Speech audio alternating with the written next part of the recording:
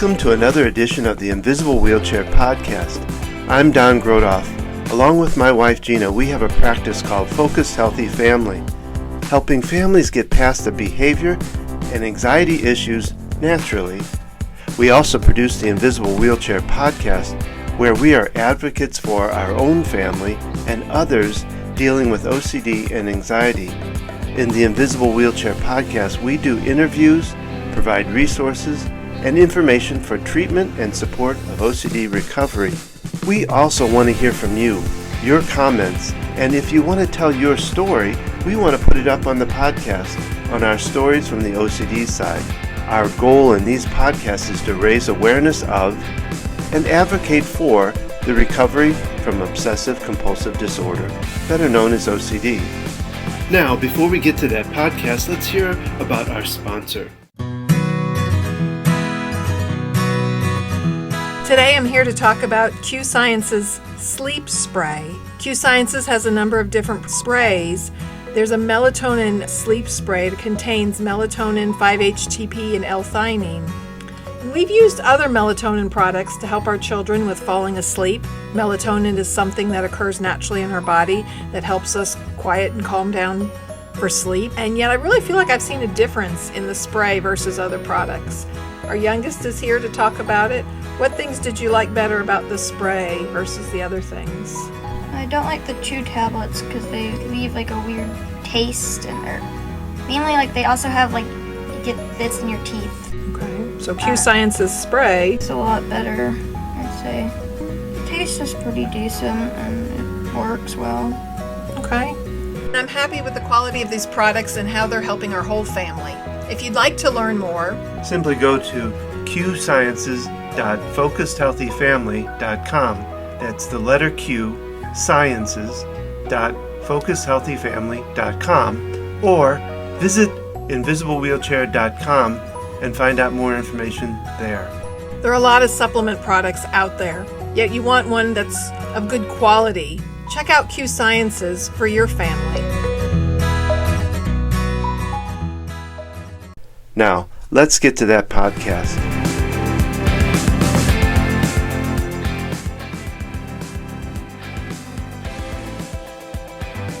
This podcast was recorded on September 23rd, 2022.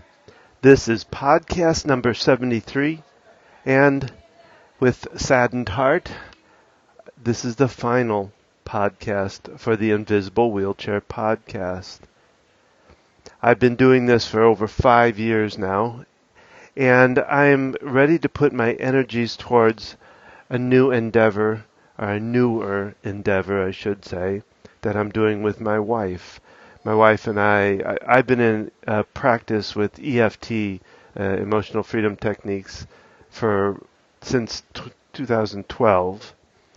And about 2019, Gina and I, my wife, has decided to join in the practice with me, and the practice is Focused Healthy Family, which I've talked about before. And we started to do a podcast together, which I've enjoyed too. I enjoyed doing the podcast with her. It's focused not so much on the anxiety and OCD like we are here. It's really focused towards parents and the issues that parents go through, which does cover the same kind of topics that we do here on the Invisible Wheelchair. So I'm going to, in this podcast, go over what I looked at as the top 10 things I've learned about OCD, anxiety, behavior issues that I've talked about in this podcast. And I will invite you at the end of it to join us on the Focused Healthy Family podcast and see what that's like. And join us if you've been a guest on this podcast or you have listened to this podcast, to join us on that podcast. If you wish to be a guest of it, you can contact me at don@focusedhealthyfamily.com. So the invisiblewheelchair.com site will stay up there with the podcast there, all archived really wonderfully. So it still is a good source of information, resources, professionals, interviews, all of that kind of stuff. So I have enjoyed very much doing this. This was a passion of mine because what we have and still are kind of going through is our dealings with OCD and anxiety in our family. And so this has been a passion for me to want to get out there and be an advocate. And I still do. But what we're doing now with the Focused Healthy Family is being an advocate for parents, especially parents going through what we've gone through. Whereas here I've been focusing just on the idea of somebody going through it and being an advocate for OCD and anxiety. So now, to do this podcast, I want to go over some of the top 10 things I think the major things I've learned about OCD, about anxiety, about behavior issues that are going on for us. So let's just begin with that.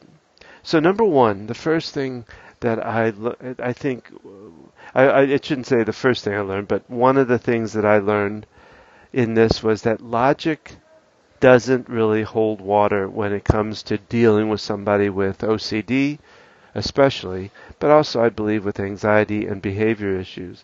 Trying to be logical, trying to explain, trying to compensate does not work. And I've learned that the hard way myself. Because, you can't logically push stuff away from, because one thing I've called OCD is one of the most illogical logics there is. And I still feel that's very true.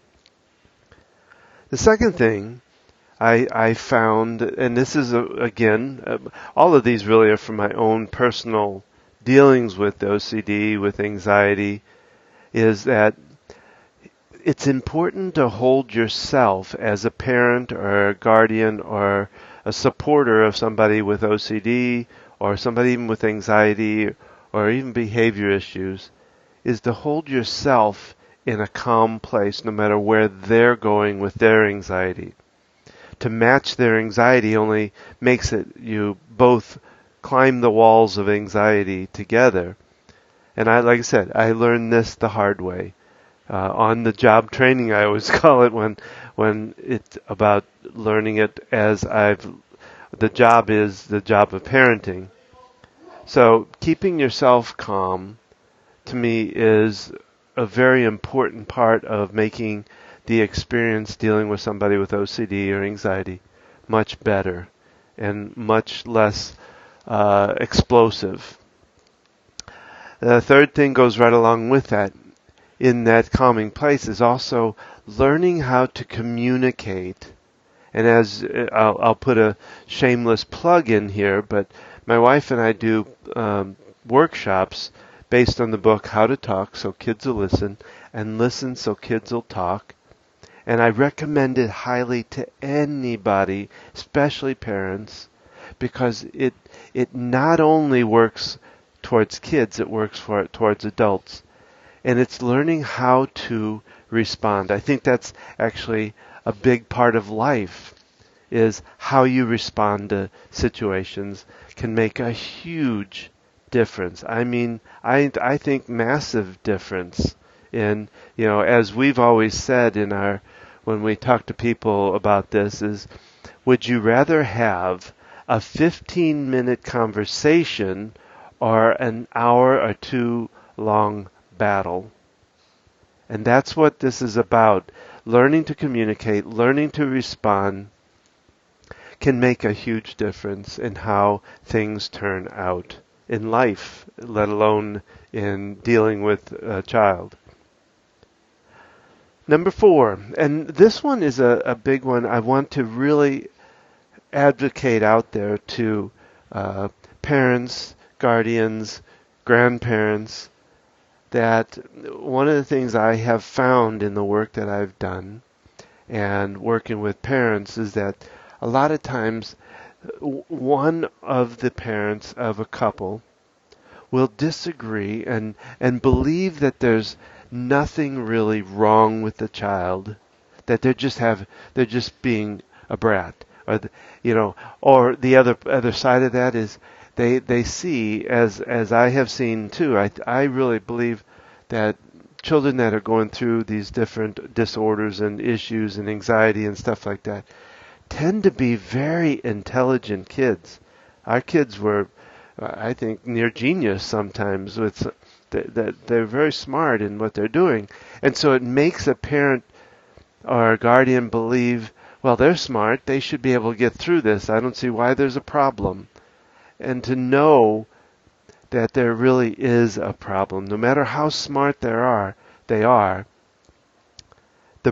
the brain still has issues going on with it that aren't firing correctly, that aren't working properly, and that you have to understand that. You can't write it off to they're smart, they should be able to deal with it.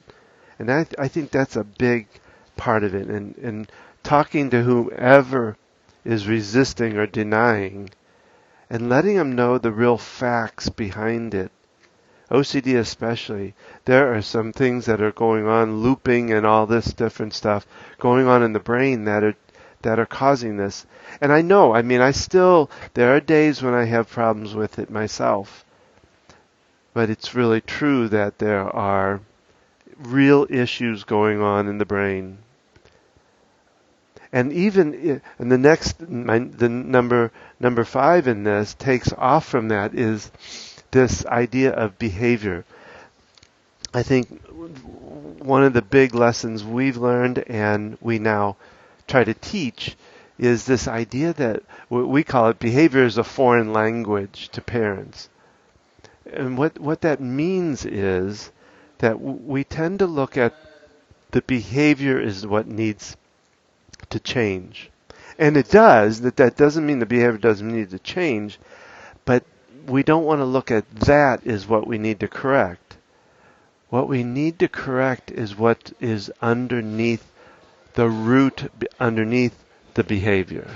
Behavior just, a lot of times to me, is just a form of communication, telling you that there's something going wrong, that especially in a child, the child doesn't know how to express. And so they express it through acting out. A baby can't communicate. So their communication is a cry, which is telling you the diaper needs changing, or they need feeding, or they need comforting, or they need something. So understanding that behavior is not the issue, that behavior is just a communication of a real issue underneath it. Number 6, and this is a big philosophy thing for me, is the idea of contrast. I think contrast is huge in our life and in what we do. And by that, all of these things I'm talking about, I have gone over in a podcast, so you can look them up. But contrast to me is one of the basic rules of life itself. We need it. It's important. And I'll tell you this, if any of you, if you follow the Bible at all, I don't. I'm not a huge Bible follower, but I do know that in the Bible, contrast is stated as what you sow, so shall you reap. And here, that's really the law of attraction too. But what it's saying is that we need contrast to understand life, to understand any situation. We need to understand the bad to understand the good. Neil Donald Walsh puts it as, you have to understand the is not to understand the is. You have to really understand what you desire in life. You have to know what you don't want, what you don't desire. And so that is the contrast that's so important to life, the up and the down, the left and the right. You've got to know those. We don't understand it. I always use the example. Well, there's a couple examples I use when I'm working with a client. And one of them is, think about this. If every person in the world was exactly 6 feet tall, and there were nobody a centimeter off of that, everybody was 6 feet tall, we really wouldn't have a definition of 6 feet tall. It would be just that is. But when that little 5-foot guy walks up, all of a sudden now there's that and there's this. We have to define it to understand the difference. So it helps us give definition to life, definition to a situation. So it's very important that we understand contrast.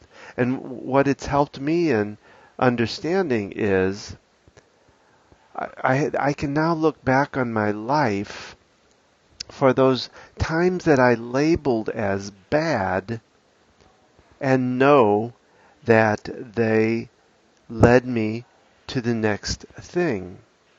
So, I have parents that come to me quite frequently that say, oh, I'm ruining my child. I'm a bad parent because of all the silly mistakes, the bad things I've done in my life.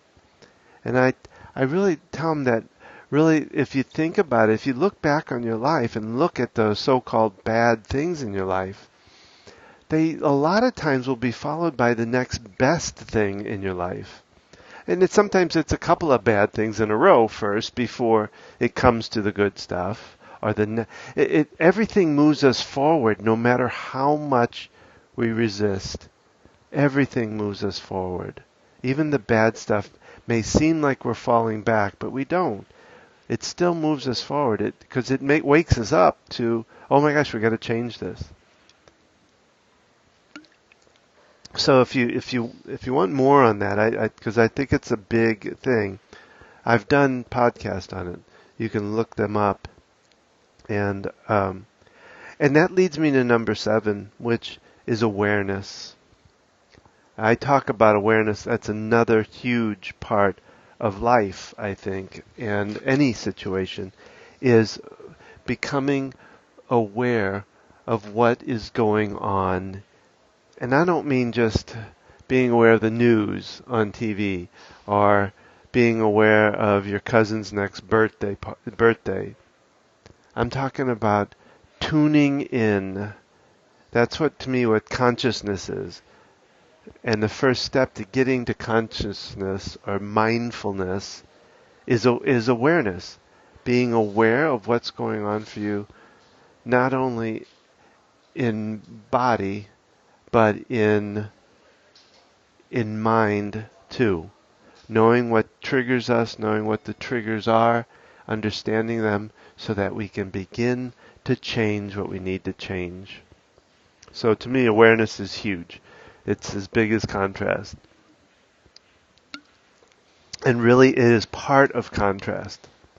Until in awareness, until we start questioning and doubting things, we really don't change things. And if we really want to make better life, change our life, then we have to have this awareness. We have to gain this awareness.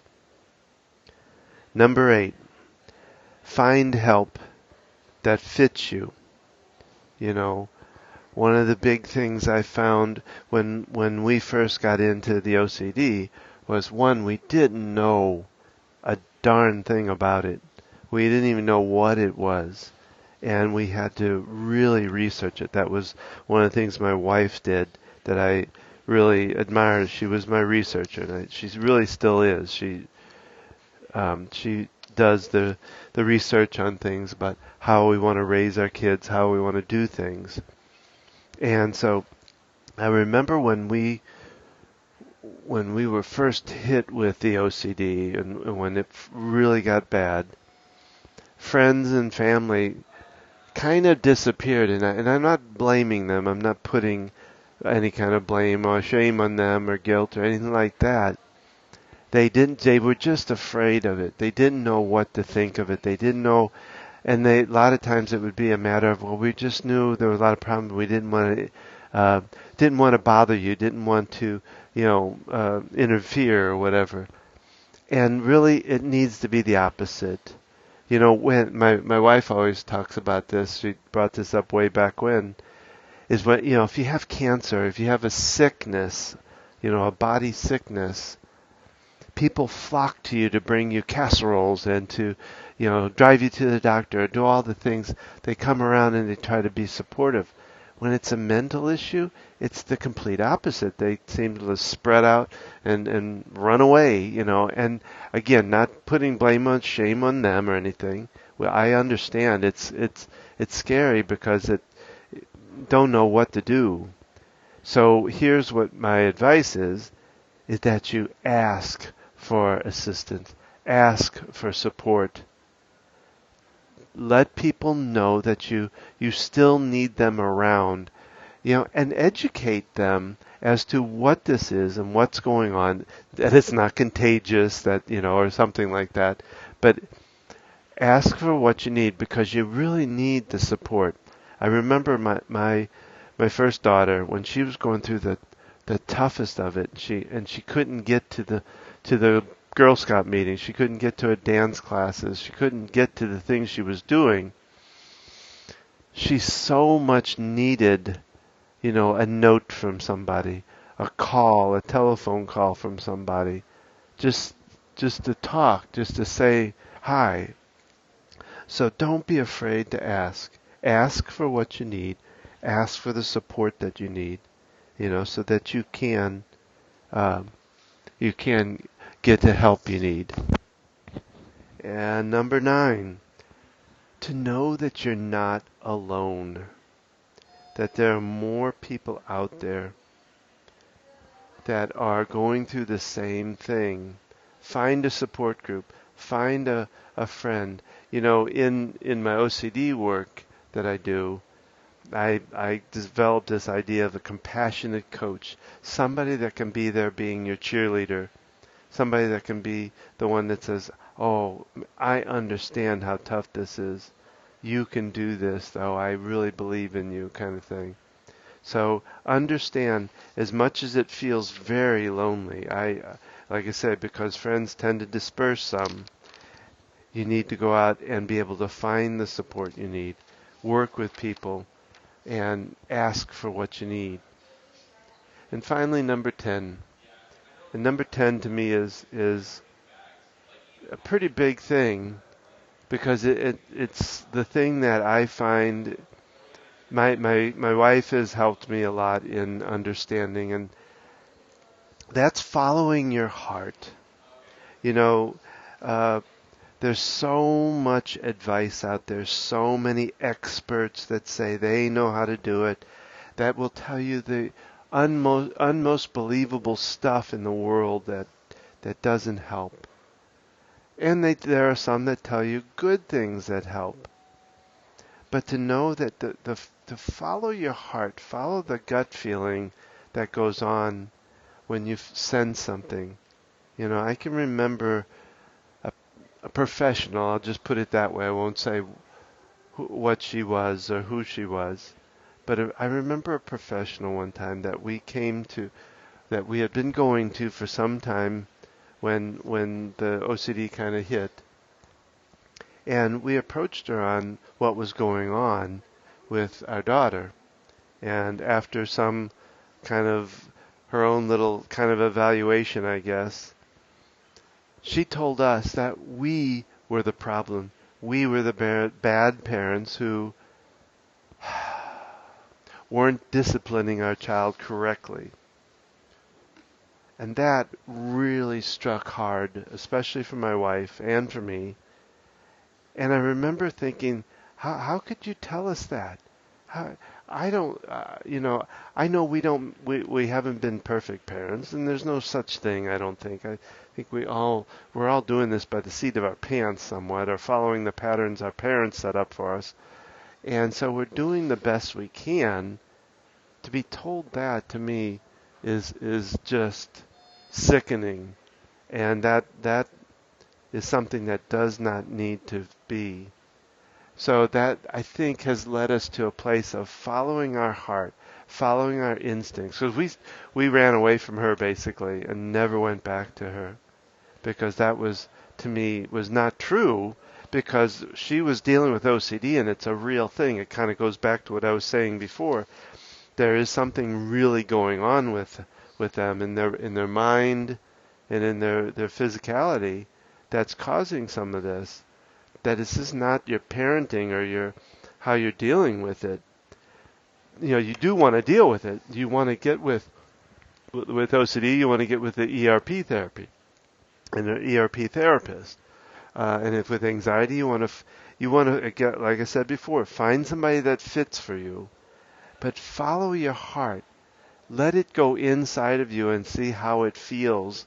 Whatever the advice is, whatever the cure, the answer you think is, run it through your heart first. Don't worry that you don't follow what your parents say, what your professionals say. Take what they say, weed out what you feel is important, that is true for you, and use that, and let the rest go. You know, follow your heart. I had an incident one time. We homeschool. Now this is, you know, I love homeschooling and I do advocate for it, but I'm not trying to push it on you now. But had an incident one time where we had my wife developed a homeschool website, and you know, in homeschooling, at least here in North Carolina, you don't even have to register a child till they're 7. And so, you know, we're very unschooling style. So I had a call one time from a lady who had been on the website, got our phone number, called us, and she just went panicking. Oh my gosh, she was so worried about, you know, what do I got to do? I got to get a curriculum. I got to, all the things that she felt like she had to do. She was just panicking, literally, just like, not screaming, but just like, I don't know what to do. I'm supposed to get what should I do about, you know, a curriculum? And then I had to register, and when do I get to register? And where do I got to go to do? She was just like going blasting on, rambling on. And I went, ma'am. And I had to like really literally stop her. And I said, first off, take a deep breath for me, which she did. And I said, ma'am, how old is your child? The child was only 2 years old. And she was panicking about all this stuff that she needed. And she didn't need to even do anything till they're 7. And we're really big advocates for letting a child live her childhood. You know, play and learning things through play and not pushing things on them. And so, you know, I said, ma'am, you know, calm down. It's, you know, because what I told parents then, and I still tell them now, is if you're that they worry about being a bad parent, and they worry about, am I doing all the right stuff? Am I doing enough stuff? And what I tell them is, if you're that worried and that you'd go through what that phone call was, that you're so, you know, worried about it, so stressed about it, so, you know, concerned about it, that by itself, that gives you an A+ in my book. You are a good parent because you're so concerned. The bad parent is the parent that doesn't give a you-know-what about it.